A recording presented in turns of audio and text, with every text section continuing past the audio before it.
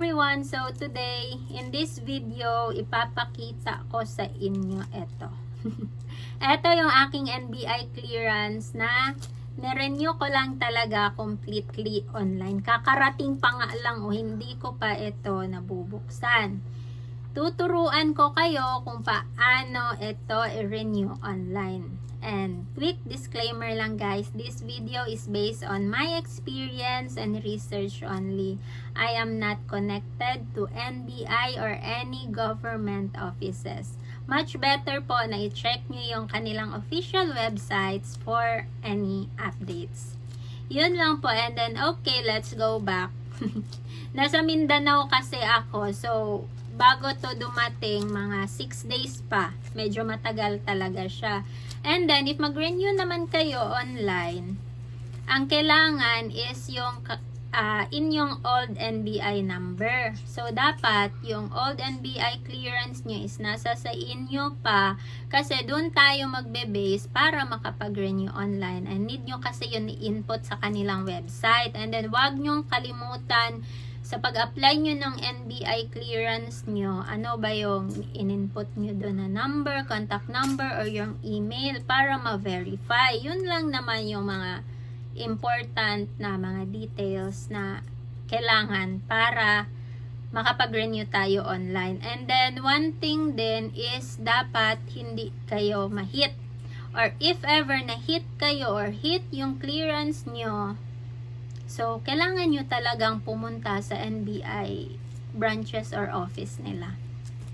So, yun lang naman so far. And then, let's go to their official website para turuan ko kayo. So, punta kayo sa website nila, clearance.nbi.gov.ph. Sundan nyo lang itong ginagawa ko. Makikita nyo yung online renewal. I-click nyo yun and then i-input nyo dito yung old NBI ID number ninyo. Followed by yung family name, first name, and middle name. And then yung inyong birth date. I-fill up nyo lang yan. After nyo ma-fill up lahat, click nyo lang yung verify. And then, dito sa verification, sabi ko kanina, tandaan nyo kung ano yung number or email na inilagay nyo nung nag-apply kayo. Then, lalabas na yung personal details nyo and then click nyo yung box na may confirm and then next nyo lang and then makita nyo yung pay. So, click nyo lang yung pay and then ito yung lalabas. Check nyo lang din dun sa baba, agree.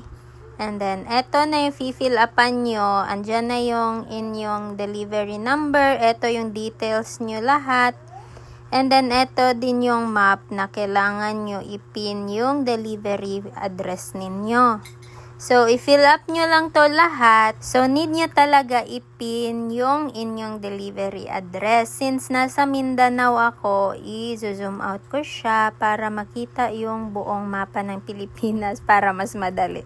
So, punta ako doon sa pinaka-ibaba sa General Santos City. And then, yun lang. Search nyo lang dyan. Hanapin nyo dyan kung saan yung inyo. So, after nyo mapin, click nyo lang yung proceed sa baba and then lalabas ito. And then, pili lang kayo dyan ng mode of payment nyo and then you just click the proceed. So far, ganun lang guys. Ganun lang talaga kadali. Pili lang kayo doon ng mode of payments ninyo and then you just click proceed. And then, if mag-go through yung payment ninyo, so, ma-mark doon is paid na diretsyo. And then, mag-email din yan sila sa inyo. Nothing to worries. Mabilis lang, diba? And then, i-check nyo. After nyo mabayaran, i-check nyo mga after 24 hours siguro. Yung eGov na mobile app. Doon, makikita nyo na updated na yung NBI clearance nyo. So far, yun lang. If ever may mga questions kayo, feel free to drop your comments. Para masagot ko naman next video. Yun lang and thank you so much. Sana nakatulong sa inyo.